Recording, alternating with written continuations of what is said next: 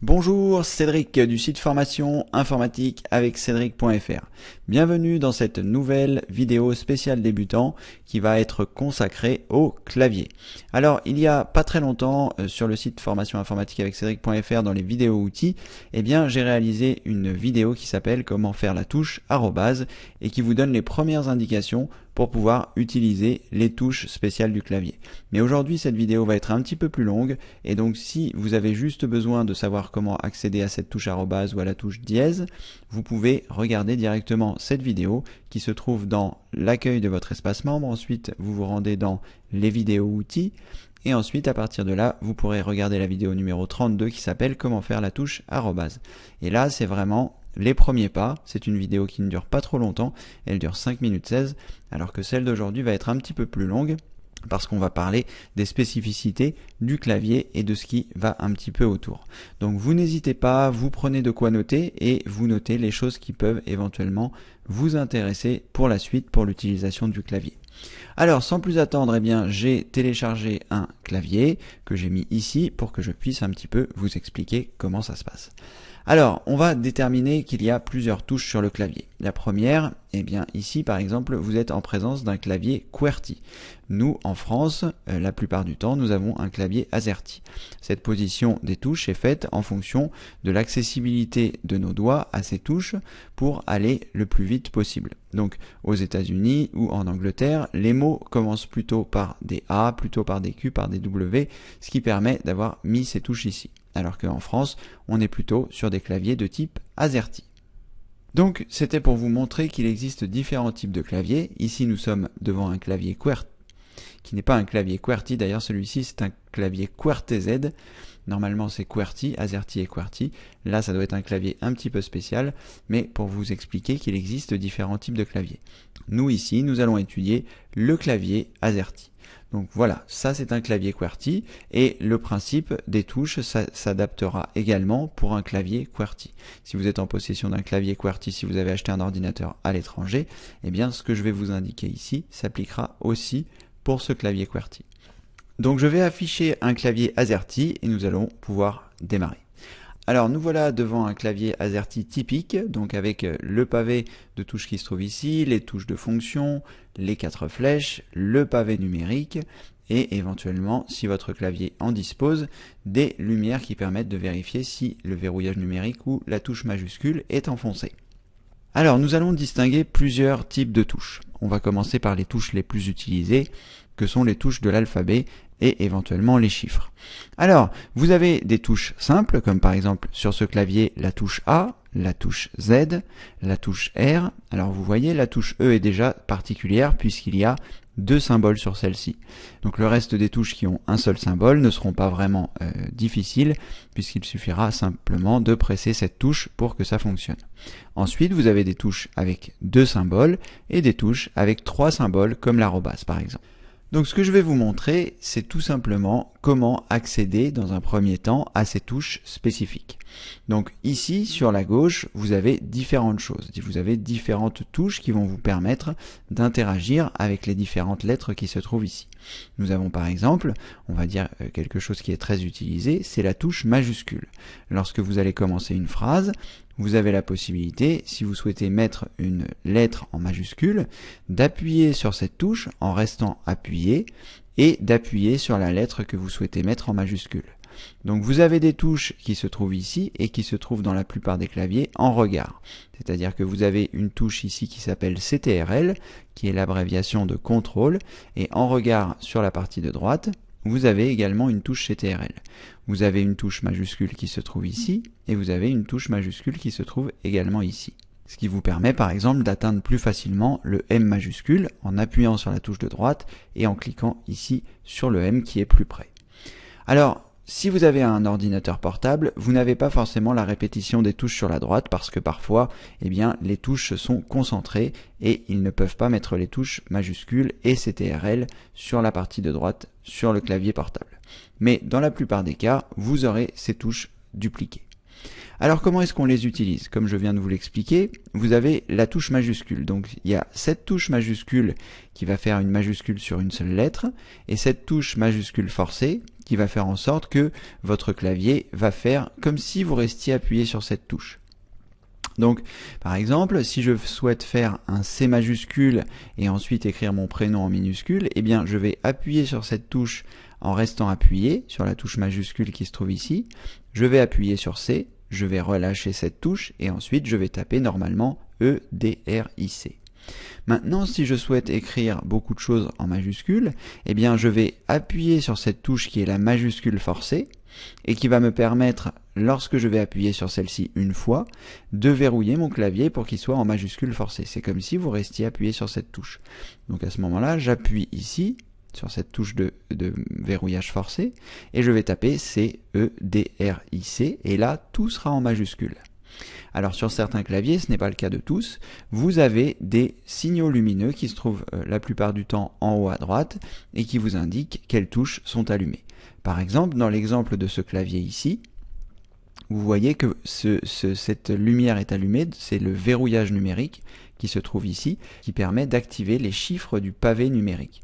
Si cette touche n'est pas enfoncée, eh bien ce sont les touches qui sont en dessous qui seront activées. C'est-à-dire, ici, si vous n'avez pas activé le verrouillage numérique et que cette lumière est éteinte, vous appuierez ici et votre curseur ira sur la gauche. Vous appuierez ici, votre curseur ira sur la droite si vous êtes dans un document par exemple. Donc là, on s'aperçoit que lorsque j'appuie sur cette touche, eh bien c'est le verrouillage majuscule qui va s'enclencher. Là, on s'aperçoit qu'il est éteint, mais si vous appuyez sur cette touche-là, eh bien il va s'allumer et toutes les touches que vous souhaiterez accéder seront avec la touche majuscule. Ce qui m'amène au point suivant, c'est l'accessibilité aux 3 touches. Donc vous avez une touche qui a 3 symboles, comme par exemple la touche du A accentué, qui fait également le 0 et également l'arrobase, comme je vous l'ai expliqué dans la vidéo sur l'arrobase, mais c'est valable si vous souhaitez faire un anti-slash, la barre dans ce sens, ou alors encore un crochet ouvert avec le 5, eh bien vous allez taper comme je vous l'indique maintenant. Donc si vous n'avez pas le verrouillage majuscule enclenché, lorsque vous allez appuyer sur les touches qui se trouvent en haut, vous allez accéder au symbole qui se trouve en bas à gauche. Donc là, si je n'ai rien d'enclenché, la lumière est éteinte, lorsque je vais appuyer sur cette touche, je vais avoir le symbole perluette. Ici, je vais avoir le symbole et accentué, ici l'ouverture des guillemets, ici un autre type d'ouverture des guillemets, ouvrir la parenthèse, le tiret du 6 qui est également le moins, le E accent grave, le tiret du 8 qui s'appelle également underscore qui est le tiret du bas, vous avez le C cédille, vous avez le A accentué, le A accent grave pardon, et la fermeture de majuscule et le symbole égal. Vous avez compris, donc si je n'appuie sur aucune des touches qui sont ici, si le verrouillage n'est pas enclenché, je vais avoir ces touches. Maintenant, si je souhaite avoir par exemple le 1, le 2, le 3, le symbole qui se trouve en haut à gauche, eh bien il va falloir que j'appuie sur la touche majuscule qui se trouve ici, ce symbole-là, qui est également à droite comme je vous le disais tout à l'heure, et en pressant cette touche et en restant appuyé, vous allez pouvoir presser la touche de l'ouverture des guillemets et de la fermeture des guillemets, et si vous avez cette touche d'appuyer et que vous appuyez sur cette touche, vous allez obtenir un 3. Alors il faut faire attention parce que lorsque vous allez appuyer sur la touche qui se trouve ici, le verrouillage des majuscules, donc le symbole va s'allumer en haut à droite, et là lorsque vous allez appuyer sur les touches, eh bien vous aurez les touches qui sont en haut. Si vous voulez faire un et accentué, eh bien il faudra enlever la majuscule forcée, sinon eh bien en étant en majuscule forcée, toutes vos lettres seront en majuscule, mais les autres touches du clavier seront également activé pour utiliser la touche en haut à gauche. Donc si par exemple j'ai cette touche enfoncée et que je souhaite faire une arrobase, eh bien ça va me faire un 0. Vous avez compris le principe, il faut donc appuyer soit sur cette touche et appuyer sur n'importe quelle touche pour avoir le symbole en haut à gauche, ou alors si vous le souhaitez avoir tout le temps accès au symbole en haut à gauche, vous appuyez sur la majuscule enfoncée. Maintenant, la complexité, qui n'est pas vraiment une complexité, mais la petite subtilité, c'est pour atteindre le 3e symbole qui se trouve ici. Donc que ce soit l'arrobase, les crochets fermés, ou encore l'ouverture des crochets, eh bien, vous allez avoir à presser la touche qui se trouve à droite de votre barre d'espace, c'est-à-dire la touche Alt-GR qui se trouve ici. La touche Alt-GR est une compression des combinaisons de touches CTRL plus Alt. C'est-à-dire que si vous appuyez sur la touche CTRL et sur la touche Alt, ça fera exactement la même chose que si vous appuyez sur la touche Alt-GR. Donc cette touche est là pour vous simplifier la vie, pour ne pas que vous ayez à faire une combinaison de touches qui soit trop compliquée. Donc lorsque vous allez souhaiter atteindre le caractère qui se trouve en bas à droite des touches qui en contiennent plusieurs, il faudra appuyer sur la touche Alt-GR. Donc si par exemple je souhaite avoir l'arrobase, eh bien je vais appuyer sur la touche Alt-GR en restant appuyé, et ensuite j'appuierai sur la touche A accentuée qui me donnera donc l'arrobase. Il en va de même, si par exemple je souhaite avoir le dièse, je reste appuyé sur la touche Alt-GR, et j'appuie sur la touche ouvrez les guillemets qui va donc m'activer le troisième symbole de la touche qui est donc le dièse. En théorie, avec ces explications, vous pouvez atteindre toutes les touches du clavier, les touches spéciales. Donc gardez en mémoire que si par exemple vous souhaitez faire l'arrobase et que vous n'avez pas de touche Alt-GR, ce qui est honnêtement très rare, mais gardez ça en mémoire, vous pourrez utiliser la touche CTRL, vous restez appuyé, vous appuyez sur la touche Alt, vous restez appuyé, et vous faites une pression sur la touche arrobase. Ça devient un petit peu acrobatique, mais avec de la pratique, rassurez-vous, tout est possible. Vous avez la possibilité, si vous le souhaitez dans Windows, de faire apparaître le clavier virtuel qui va vous aider à comprendre les manipulations. Donc vous cliquez sur le menu démarrer, vous tapez ensuite clavier virtuel, clavier visuel pardon, et lorsque celui-ci apparaît, eh bien vous cliquez dessus et il va apparaître. Je vais réduire ça pour que vous puissiez mieux voir les choses. Donc là, vous voyez, si je suis ici, ce sont les touches qui sont en blanc qui vont apparaître. Dès lors où je vais appuyer sur la touche majuscule, lui va détecter, vous voyez, là j'ai appuyé sur la touche majuscule, et à ce moment-là, eh bien ce sont les touches qui sont en blanc qui vont apparaître. Donc lorsque j'appuie sur ma touche majuscule, j'ai bien le 1 qui apparaît ici, vous le voyez, et on s'aperçoit aussi que j'ai aussi une touche majuscule à droite. Donc là, en restant appuyé sur la majuscule, eh bien j'ai accès au 1, au 2, au 3, etc. Ensuite, si j'appuie sur le verrouillage majuscule, voilà, qui est fait. Donc là, je n'ai pas besoin de rester avec mon doigt appuyé. Eh bien, les touches sont désormais en majuscule et j'ai accès aux touches en haut à gauche. Et ensuite, si j'appuie sur la touche Alt-GR, qui se trouve en bas de mon clavier, on va voir apparaître en bleu, eh bien je vois les symboles auxquels je peux accéder. Donc par exemple, si vous souhaitez mettre le symbole euro, vous appuyez sur la touche Alt-GR et sur la touche E, qui se trouve ici, et vous aurez le symbole de l'euro.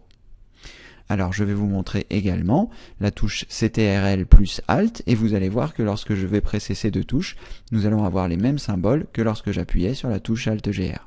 Donc j'appuie sur la touche CTRL, vous le voyez, j'appuie sur la touche Alt, et vous voyez, nous avons également les mêmes symboles, c'est-à-dire que je peux avoir l'accès à l'arrobase, et également, par exemple, à l'accès au symbole euro. Donc vous voyez que vous pouvez faire vos tests, vous, de votre côté. Ensuite, pour les ordinateurs portables, vous avez certaines touches qui s'appellent FN, qui est le raccourci de fonction, et qui va vous permettre, eh bien, d'accéder à certaines fonctions du clavier. Là, ce n'est pas présent sur le clavier que je vous montre à l'écran, mais sur votre ordinateur portable, il est possible que vous puissiez avoir des symboles comme ceci qui se trouvent sur les touches de fonction. Les touches de fonction, ce sont les 12 touches qui se trouvent au-dessus de votre clavier et qui permettent, nous le verrons un petit peu plus tard, d'accéder à certaines fonctions. Donc si vous avez un ordinateur portable et une touche FN et que vous souhaitez accéder à ces symboles qui se trouvent sous les touches de fonction, il vous faudra presser la touche FN et appuyer sur la touche en question. Ça peut activer ou désactiver le Wi-Fi, activer ou désactiver le Bluetooth, augmenter la luminosité, augmenter le son, etc. C'est un petit peu en fonction de ce que vous avez sur votre ordinateur portable. Il arrive parfois même que la luminosité et le volume soient sur les touches des flèches. Alors ce que vous pouvez désormais faire, c'est vous entraîner, c'est-à-dire que vous allez ouvrir un bloc-notes. Alors moi je l'ai déjà fait ici, mais je vais vous montrer comment faire. Si vous ne l'avez pas disponible dans la barre des tâches, vous cliquez sur le menu démarrer, vous tapez bloc-notes, et là il va apparaître. Vous cliquez dessus, et ça va vous ouvrir une fenêtre qui va vous permettre de saisir comme un traitement de texte. Alors les fonctions sont très basiques, mais là c'est juste pour s'entraîner sur les touches. Donc entraînez-vous à faire la touche arrobase, vous restez appuyé avec votre pouce par exemple sur la touche Alt-GR, et vous appuyez sur votre index avec la touche A accentuée, et donc comme vous avez appuyé précédemment sur la touche Alt-GR, ça va vous faire une arrobase. Donc n'hésitez pas à vous entraîner, au début on a peur de mal faire, des fois on reste appuyé sur la touche arrobase et donc ça fait plusieurs arrobases. Ce qu'il faut bien comprendre, c'est que il faut rester appuyé sur les touches que sont Alt-GR, que ce soit CTRL, que ce soit majuscule. Il faut rester appuyé, ça n'a aucune incidence sur votre clavier. Et ensuite, vous faites une simple pression sur la touche que vous souhaitez accéder. Donc si par exemple je veux faire un dièse, je reste appuyé sur ma touche Alt-GR. Là, pendant que je vous parle, mon doigt est appuyé sur la touche, donc vous voyez, ça n'a absolument aucune incidence sur mon clavier. Et lorsque je vais appuyer sur la touche A accentuée une seule fois, eh bien, ça va me faire mon arrobase. Il en va de même si vous souhaitez faire le dièse, vous restez appuyé sur la touche Alt, et dès que vous êtes prêt, vous appuyez une seule fois sur la touche ouvrez les guillemets, et ça va vous faire un dièse. Voilà, je pense que là, vous avez bien compris comment on peut accéder aux touches spécifiques du clavier. Ensuite, nous allons avoir les touches un petit peu plus particulières, comme la touche de tabulation, comme la touche de retour arrière pour effacer des caractères, comme la touche entrée pour passer à la ligne, comme la touche échappe pour annuler certaines manipulations. Par exemple, la touche échappe est pratique lorsque vous faites un clic droit. Là, je suis sur mon bureau, si je fais un clic droit et que je ne sais pas comment sortir de ce clic droit, il me suffit simplement d'appuyer sur la touche échappe de mon clavier et la fenêtre va disparaître. Donc je fais un clic droit, j'appuie sur la touche échappe et ça va disparaître. Voilà, ça permet, lorsque vous êtes un petit peu bloqué, vous appuyez sur cette touche échappe et ça fait disparaître ce que vous avez à l'écran. Alors ce n'est pas valable pour tout évidemment, c'est simplement valable si vous avez fait un clic droit, vous appuyez sur la touche échappe et pour certaines autres manipulations que je n'ai pas forcément spécialement en tête. Voilà, donc cette touche échappe qui est une touche un petit peu particulière qui se trouve en haut à gauche de votre clavier vous permettra d'annuler certaines manipulations. Ça marche aussi dans les logiciels. Si par exemple ici je fais un clic droit et que je m'aperçois que ce n'est pas du tout ce que je voulais, je peux appuyer sur la touche échappe et le menu contextuel du clic droit disparaît.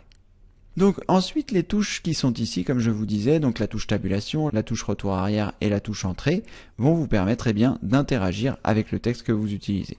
Donc par exemple, vous êtes ici et si vous commencez à saisir du texte, voilà, et que vous vous apercevez que vous vous êtes trompé, si par exemple j'avais mis QUE ici, votre curseur est positionné ici, et le fait de presser cette touche va effacer les caractères dans ce sens. Donc là, comme je souhaite effacer le QUE, je vais presser 3 fois de suite la touche qui se trouve ici. Donc une fois, 2 fois, 3 fois, et là, mes caractères ont bien été effacés. Ensuite, je vais appuyer sur la touche C pour corriger mon erreur, et je vais aller à la ligne avec la touche qui se trouve ici. Donc j'appuie une fois pour aller une fois à la ligne, 2 fois pour aller 2 fois à la ligne, etc. Donc plus je vais appuyer de fois sur cette touche, et plus je vais me déplacer dans le document.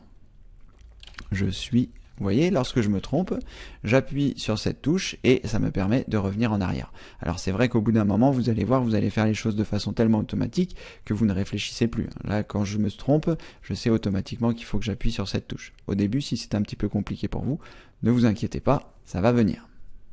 Voilà, donc là, j'ai ajouté avec cette touche des retours à la ligne et je suis descendu dans le document. Alors sachez que dès lors où vous allez placer votre curseur devant le caractère, si par exemple je suis ici et que j'appuie donc sur cette touche rouge pour revenir en arrière, ça va annuler les retours chariots que j'avais mis. Donc là j'appuie une fois, 2 fois, 3 fois, vous voyez, mon texte est en train de remonter puisque j'ai supprimé les espaces que l'on ne voit pas ici parce que les caractères sont invisibles, que vous pouvez voir éventuellement dans Word si vous les affichez, ces caractères invisibles. Je peux d'ailleurs vous montrer. Je vais copier ce document, je vais ouvrir un document Word, je vais coller dans le document et je vais ici afficher les caractères invisibles. Donc là, on s'aperçoit eh bien que ça, c'est le symbole du retour à la ligne, et donc j'ai deux retours à la ligne. Donc si je me positionne ici et que j'appuie sur la touche rouge de tout à l'heure, eh bien ça va supprimer un retour à la ligne. Voilà, alors là, eh bien, vous en savez également un peu plus pour les touches qui sont ici, pour effacer et pour aller à la ligne. Je ne vous ai pas montré la touche tabulation, c'est ce que je vais faire tout de suite. La touche tabulation, je vais vous le montrer avec Word, mais c'est valable pour les traitements de texte en général. La touche tabulation va vous permettre de vous décaler de la marge. Donc ça ne fonctionne pas tout le temps, et ça ne fonctionne pas tout le temps de la même façon. Donc par exemple ici, si je veux décaler, je suis plus bas dans le document, je vais me positionner devant le J, et je vais appuyer sur la touche tabulation. Je vais appuyer une fois, vous voyez, et là, la tabulation s'est mise en place. J'appuie une deuxième fois et j'ai une deuxième tabulation. Une troisième fois, une troisième tabulation. Alors ce qui est surprenant, c'est qu'ici on ne voit pas les tabulations parce que normalement on est censé les voir, les tabulations, elles doivent apparaître. Voilà, sous forme d'une flèche comme ceci. Donc là, je pense que c'est la mise en forme automatique de Word qui fait ça. Donc je vais me placer derrière, je mets ma tabulation et vous la voyez apparaître. Alors sur un document, vous ne la verrez pas puisque les caractères invisibles sont masqués, vous voyez. Mais si vous voulez voir combien vous avez de tabulation et à quel endroit elle se place, vous pouvez appuyer ici. Par exemple, si vous êtes dans Word, je pense que ça doit fonctionner également avec OpenOffice. Donc ici je suis plus bas dans le document, je viens d'insérer une tabulation et je peux en mettre autant que je veux. Et lorsque je me mets ici et que j'écris 3 tabulations, puisque c'est le nombre de tabulations que je viens de mettre, si je cache les caractères invisibles, on ne les voit plus. Mais si je raffiche les caractères, on voit bien qu'il y en a 3. Et si j'en enlève une, eh bien il n'y aura plus que 2 tabulations et le texte sera un petit peu moins décalé.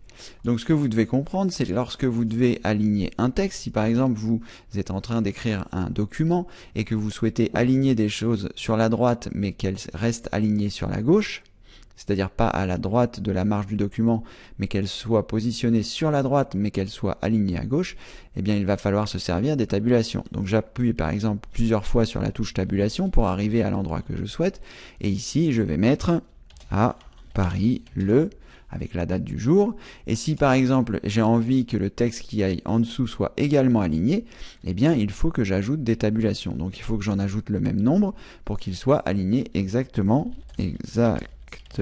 au même endroit. Voilà, je vais cacher les caractères invisibles pour que vous puissiez comprendre. Vous voyez, là mon texte est parfaitement aligné sur la gauche, à droite du document. Donc si vous souhaitez écrire un courrier et que vous mettez des informations sur la droite, utilisez les tabulations. Surtout, n'utilisez jamais les espaces, la barre d'espace, pour essayer d'aligner à peu près les choses. Parce que entre l'écartement des caractères qui peut être différent, entre un E et un I, l'écartement n'est pas le même, donc vous n'aurez pas un alignement parfait si vous n'utilisez pas les tabulations. Voilà, donc cette touche tabulation est très importante, surtout si vous faites du traitement de texte, surtout si vous voulez faire des présentations de mise en page sur Word. Donc c'est cette touche qui se trouve ici, la touche tabulation, à gauche de la touche A. Voilà, avec ces premières informations, en théorie, vous devriez être capable de créer un document Word qui soit bien présenté. C'est-à-dire que vous savez désormais comment aligner sur la droite d'un document, vous savez comment rajouter des espaces pour pouvoir écrire plus bas, et vous savez donc qu'une fois que vous arrivez en bas, vous pouvez remettre des tabulations, si par exemple vous voulez mettre votre signature. Donc j'ajoute des tabulations, je mets signature, et là, lorsque je cache les caractères invisibles, eh bien vous voyez, ma lettre est presque mise en forme. Donc ça, je vais enlever les 3 tabulations parce que ce n'est pas très joli. Là, je vais enlever l'espace. Et là, vous pouvez voir eh bien, que vous avez une première présentation où vous pourriez avoir votre nom, vous pourriez avoir le nom de votre correspondant, l'objet, et enfin votre signature en bas du document.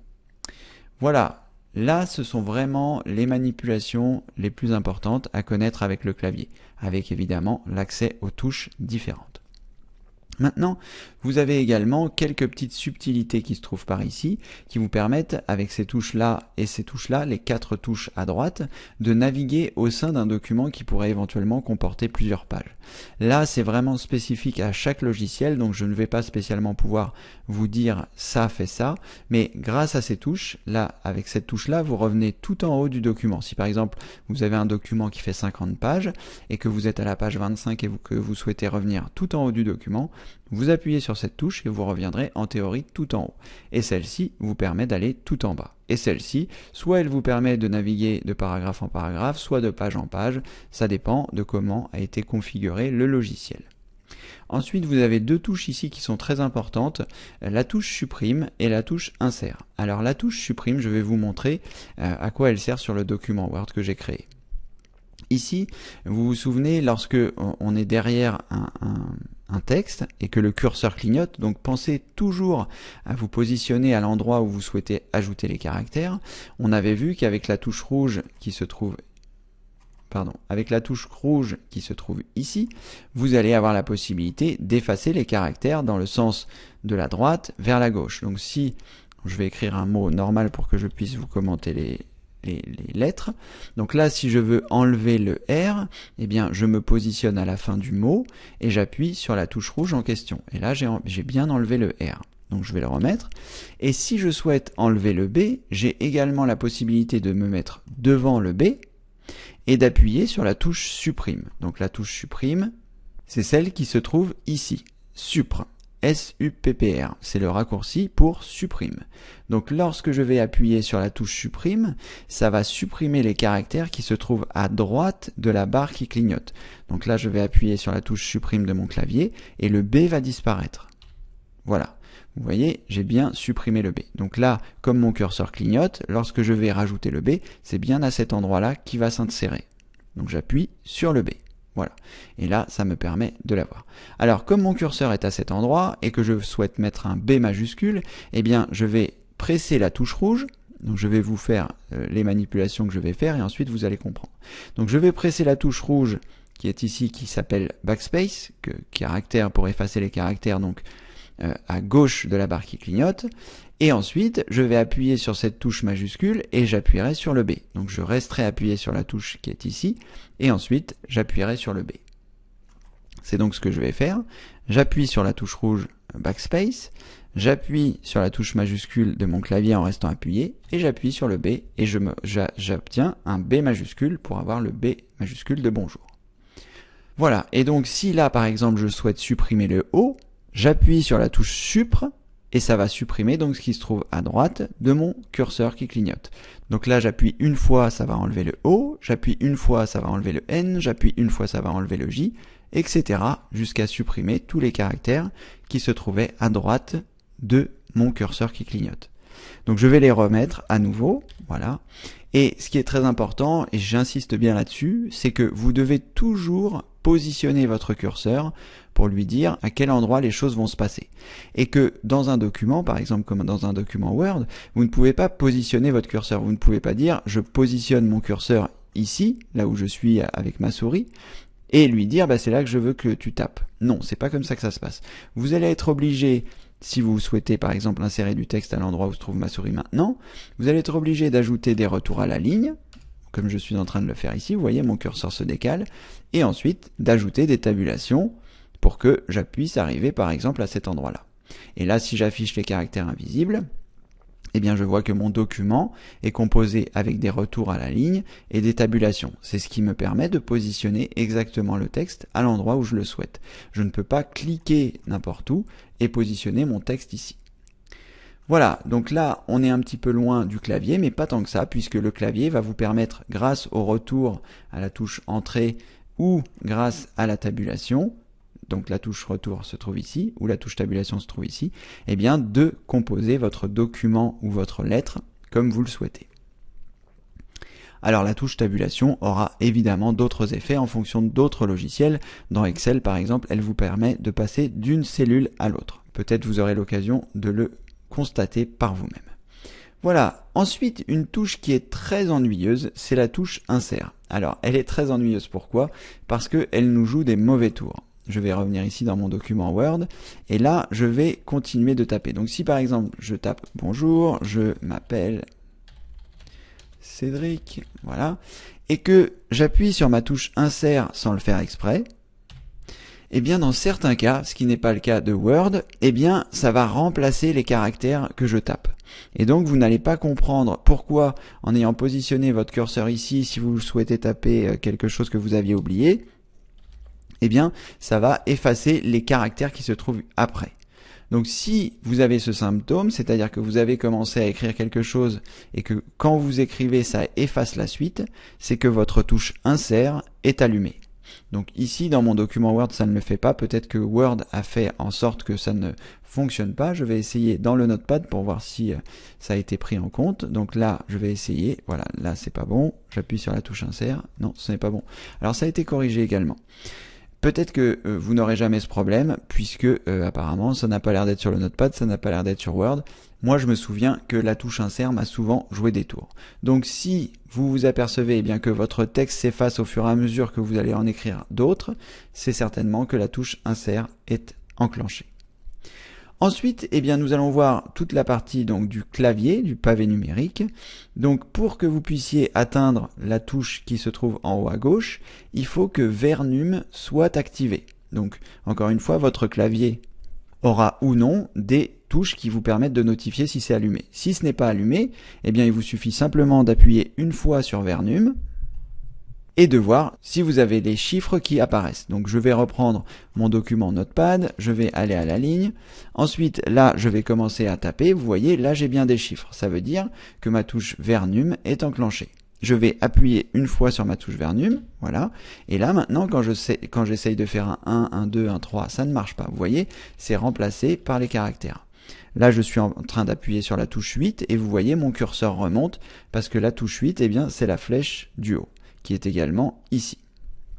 Donc, lorsque vous arrivez sur votre Windows et que vous devez vous authentifier, par exemple, et que vous avez mis des chiffres et des lettres dans votre mot de passe, n'oubliez pas d'appuyer sur la touche Vernum si vous voyez que les chiffres ne se tapent pas lorsque vous tapez sur ceci. Donc, ce n'est pas très compliqué. Et puis, dans certains cas, vous aurez la touche Vernum qui s'allume sur votre clavier, donc vous saurez si elle est bien allumée ou non. Mais si vous n'avez pas un clavier avec des lumières qui notifient si c'est allumé, à ce moment-là, il faudra faire un test. Vous appuyez une fois, vous faites les chiffres, ça fonctionne, bah c'est que c'est activé. Si vous appuyez et que ça ne fonctionne pas, eh bien c'est que c'est désactivé. Je vais maintenant vous parler des touches fonctions du clavier. Elles font beaucoup parler d'elles et pourtant elles ne sont pas si utiles que cela. Alors, les touches fonctions du clavier peuvent avoir plusieurs utilités. La première, dans Windows, il y a certaines que l'on peut utiliser et que j'utilise relativement fréquemment. Ce sont la touche F2 qui permet de renommer, je vous montrerai ça, la touche F5 qui permet d'actualiser. C'est à peu près les deux seules touches que j'utilise régulièrement. Ensuite, comme je vous le disais en début de cette vidéo, sur certains ordinateurs portables, vous avez la touche FN qui permet d'accéder à certaines fonctions spécifiques de votre portable. La luminosité, l'activation ou la désactivation du Bluetooth, du Wi-Fi, etc. Donc là, ce qui est intéressant de savoir, c'est que grâce à la touche F2, je vais vous montrer ça, vous avez la possibilité de renommer quelque chose. Donc je vais ouvrir mon explorateur de fichiers, je vais me rendre directement dans mes documents sur le cloud, par exemple, je vais aller dans les fonds d'écran, par exemple, et là, si je souhaite renommer ce fond d'écran, eh bien, je clique une fois avec le clic gauche pour le sélectionner, et ensuite j'appuie sur la touche F2 de mon clavier et là eh bien il va me permettre de renommer l'image qui se trouve ici. Donc je clique une fois dessus, j'appuie sur la touche F2 et je peux taper ce que je souhaite. MER par exemple pour indiquer que c'est la mer. Et ensuite évidemment il va déplacer l'image puisque c'est rangé par ordre alphabétique. Voilà, donc vous avez cette possibilité grâce à la touche F2. La touche F5, comme je vous le disais, va vous permettre de réactualiser la page. Si par exemple vous êtes sur la page Demande à Cédric et que vous attendez pour un événement pour voir à quel moment la page va arriver, eh bien il vous suffit simplement d'appuyer sur la touche F5 de votre clavier et il va rafraîchir la page, c'est-à-dire qu'il va la recharger, il va vérifier sur le serveur qu'il n'y a pas de nouvelles informations. Donc quand vous êtes sur une page internet par exemple et que vous êtes bloqué, qu'il y a un souci, vous pouvez essayer d'appuyer sur la touche F5 pour qu'il essaye de recharger la page. Alors faites attention avec ces manipulations de la touche F5, lorsque vous êtes en train par exemple d'effectuer des paiements, n'appuyez pas sur la touche F5 parce que il y a des processus qui parfois prennent un peu de temps et le fait d'appuyer sur la touche F5 peut créer des perturbations pendant le paiement ou pendant l'exécution de ces choses qui s'exécutent en arrière-plan pour traiter le paiement. Donc faites très attention avec cette touche F5, surtout lorsque vous êtes en phase de paiement. Sinon, le fait d'appuyer sur la touche F5 lorsque vous êtes sur un site n'aura pas grande incidence. Si par exemple vous êtes sur YouTube et que vous appuyez sur F5 et que vous étiez en train de regarder une vidéo, il y a de fortes chances qu'il recommence la vidéo depuis le départ. Voilà, mais cette touche est vraiment très utile, moi je l'utilise relativement fréquemment, et la touche F2 également qui va permettre de renommer les choses plus facilement sans avoir à effectuer un clic droit et en choisissant renommer ou en cliquant en dessous. Donc vous appuyez sur la touche F2 et ça fait une fonction pour renommer automatiquement. Ensuite, vous avez la touche F1 qui vous permet d'accéder à l'aide et la touche F3 qui vous permet de lancer des recherches. Et après, les autres touches de fonction sont surtout utilisées soit pour réaliser des raccourcis clavier dans des applications spécifiques, ou alors en accès direct dans ces mêmes applications spécifiques. Par exemple, lorsque vous allez lancer votre ordinateur et que vous souhaitez accéder au menu de démarrage, la touche F12 est parfois utilisée, la touche F9 est parfois utilisée, ça dépend de votre ordinateur, des fois c'est la touche F8. Il y a un certain nombre de touches qui peuvent être utilisées spécifiquement pour une utilisation particulière. Mais ça, c'est vraiment au cas par cas et c'est en fonction du logiciel que vous allez utiliser. Et enfin, je vais vous parler de la dernière touche qui se trouve ici, qui est la touche Imprime écran, qui va vous permettre de réaliser des captures d'écran. J'ai réalisé une vidéo dans les vidéos gratuites, la vidéo numéro 48, je crois me souvenir, 4 techniques pour réaliser une capture d'écran. C'est grâce à cette touche-là que vous allez pouvoir réaliser une capture d'écran. Donc si par exemple j'appuie sur la touche Imprime écran, il va prendre une capture de tous mes écrans. Si par exemple j'ai 3 écrans, ce qui est mon cas ici, je vais faire une capture d'écran, j'appuie sur la touche Imprime écran, ce que je viens de faire. Et si par exemple je lance un logiciel de photo comme Photoshop et que je choisis de coller mon image, on s'aperçoit qu'il va coller mon image avec mes 3 écrans. Donc ici, ce que je voulais, si par exemple je ne voulais qu'une capture d'écran de mon clavier, il fallait que je presse la touche Alt, donc je vais vous montrer la manipulation. Je presse la touche Alt que vous connaissez, donc qui se trouve à gauche ici de ma barre d'espace, et j'appuie sur la touche Imprime écran, et dans ce cas, il ne prendra une capture d'écran que de la fenêtre en question. Donc là, j'appuie sur la touche Alt, je reste appuyé, j'appuie sur la touche Imprime écran, qui est donc Imprime écran, et là, je vais à nouveau vous montrer dans Photoshop, vous allez voir, il n'aura pris que la fenêtre où il y a le clavier. Voilà. Vous voyez, là, j'ai fait une capture d'écran de l'application seulement. Et si toutefois, mon application avait été plus petite, donc je reviens sur la touche du clavier qui est ici, je réduis mon application ici pour qu'on voit le clavier et qu'on voit également le fond d'écran. Si j'appuie sur Alt, Imprime écran, vous voyez, il ne prendra que cette partie de l'application. Il ne prend pas tout l'écran, il prend juste la partie de la fenêtre qui est active. Donc je reviens dans Photoshop, je choisis un nouveau document, je le colle, et là vous voyez bien le fait d'avoir fait Alt Imprime écran, il n'a pris que la fenêtre qui était carrée et pas tout mon écran. Donc ça vous permet de faire une capture d'écran de la fenêtre qui est active. Voilà, on a couvert toutes les touches du clavier, toutes les touches classiques du clavier. Et maintenant, je voudrais vous dire deux choses. Sur le clavier, il arrive parfois que vous ayez des touches, ce que l'on appelle des touches multimédia, c'est-à-dire un bouton de lecture, un bouton d'avance, un bouton d'arrêt, pour muter le son, pour que le son se coupe, un bouton qui va vous permettre de désactiver la touche Windows. Par exemple, sur les claviers de joueurs, vous avez une petite barre, ce qui est le cas du mien, vous pouvez appuyer dessus et ça va désactiver la touche Windows. La touche Windows, lorsque vous la pressez, ça va faire apparaître le menu démarrer. Mais quand vous êtes dans un jeu, vous n'avez pas envie que le menu démarrer apparaisse. Donc vous pouvez, sur certains claviers, les claviers de gamer la plupart du temps, désactiver cette fameuse touche Windows.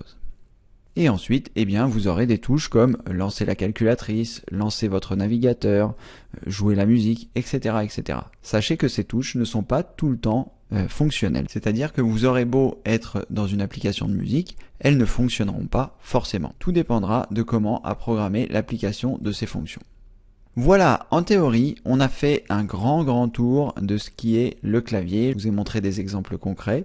Et la dernière chose que je souhaiterais vous montrer, qui est plus quelque chose d'amusant, c'est que vous allez avoir la possibilité, grâce à la touche Alt qui se trouve ici et à votre clavier numérique qui est là, de faire apparaître des touches. Alors pour ce faire, il faut connaître ce que l'on appelle les touches ASCII, qui se trouve par exemple ici.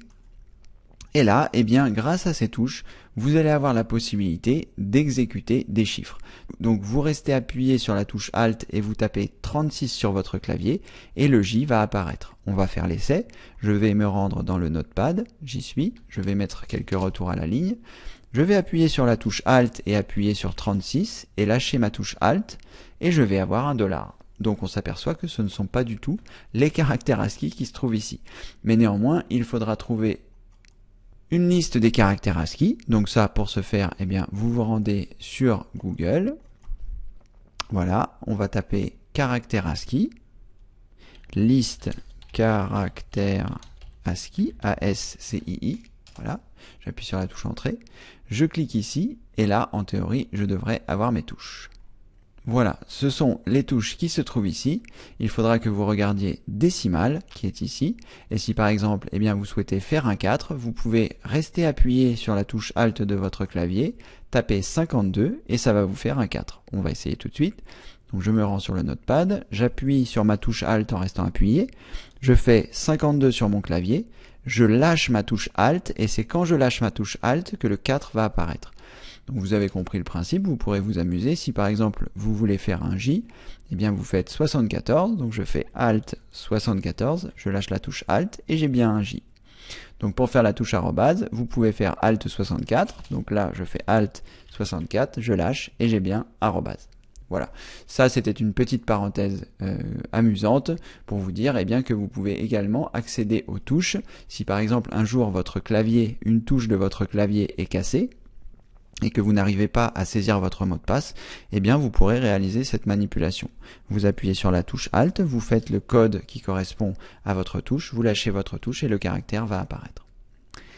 Voilà, je crois qu'on a fait le tour, qu'on a bien travaillé sur le clavier. Je pense qu'il y a beaucoup de choses que vous allez avoir à reprendre. J'espère que vous avez pu prendre des notes. Je vais néanmoins vous montrer la chose la plus importante qui, selon moi, vous devriez connaître. C'est la touche CTRL-Z. La touche CTRL-Z, c'est quoi? C'est la touche CTRL qui se trouve donc en bas de votre clavier. Je vais vous le refaire apparaître. C'est la touche qui se trouve ici, CTRL, et la touche Z qui est là, voilà. En pressant la combinaison de cette touche, vous allez pouvoir annuler votre dernière manipulation. Je m'explique. Ici, par exemple, j'ai un document. Je sélectionne les choses et j'appuie sur supprimer. Donc tout va disparaître. Si je n'ai fait aucune autre manipulation que cette touche-là, lorsque je vais presser la touche CTRL plus Z, les choses vont revenir.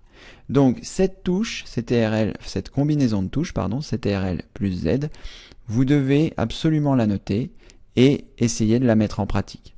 Donc par exemple, si je tape un mot, bon, comme je vous l'ai fait tout à l'heure, bonjour, que je supprime ce mot, eh bien je peux faire CTRL Z et j'aurai mon mot bonjour qui vient.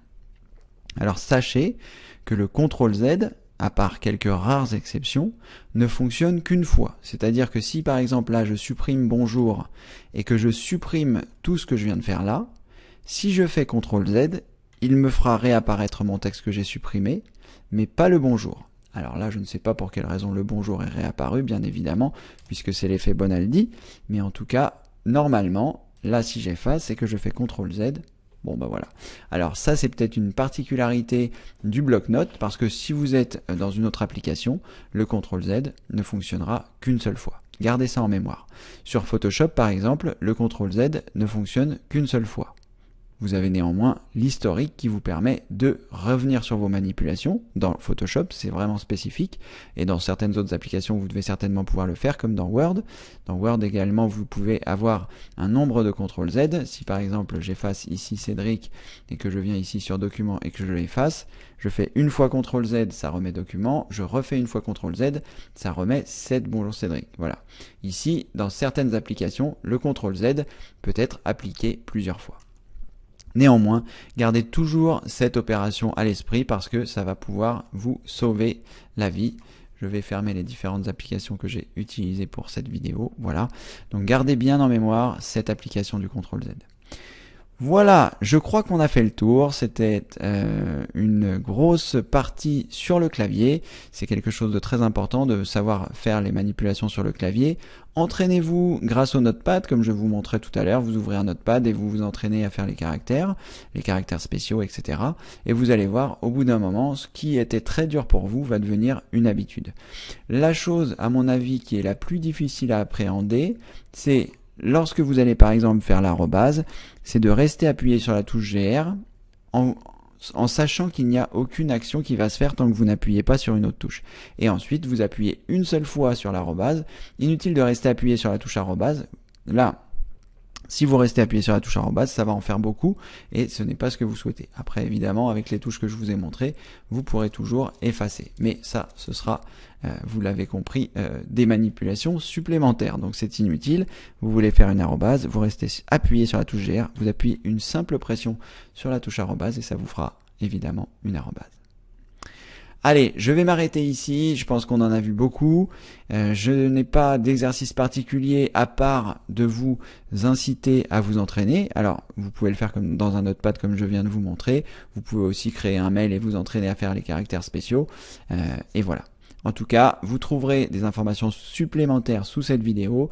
J'espère que vous avez pu prendre des notes et que cette vidéo sur le clavier vous a plu.